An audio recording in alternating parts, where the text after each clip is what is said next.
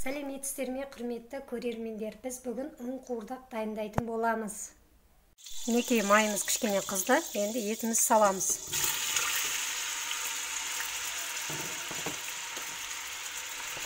Етіміздің жақсылап қуырамыз, суы толыққанда тартылғанша.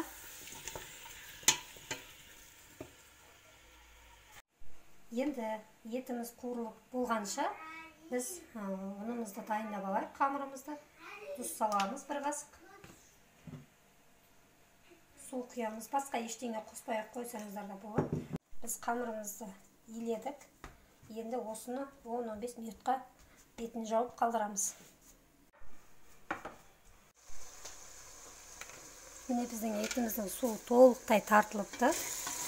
Қараңыздар. Қазір мен сәбіз бен пиязды араластырып қуырамын.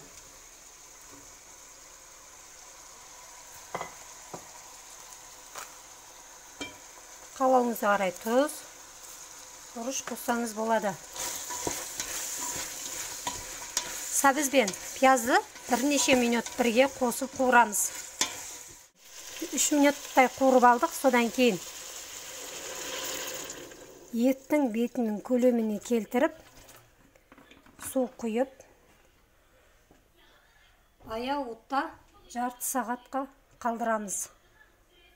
Қамырымызды жұқалап жайып алдық. Енді оны бірнеше бөлікке бөлдік. Қазір қалай кептіру керек көрсетемін. Келесіде қамырымызды жақсылап жылы пештің үстіне түйіршіктер пайда болғанша кептіріп аламыз. Келесіде ұнды кептіргеннен кейін жіңішкелеп әр қайсысын бөліп алайық.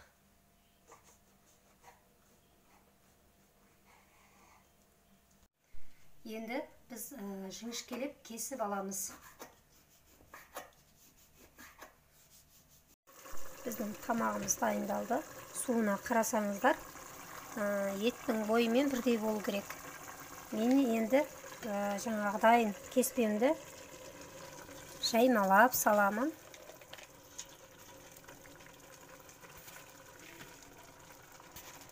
Жаймалап салдым.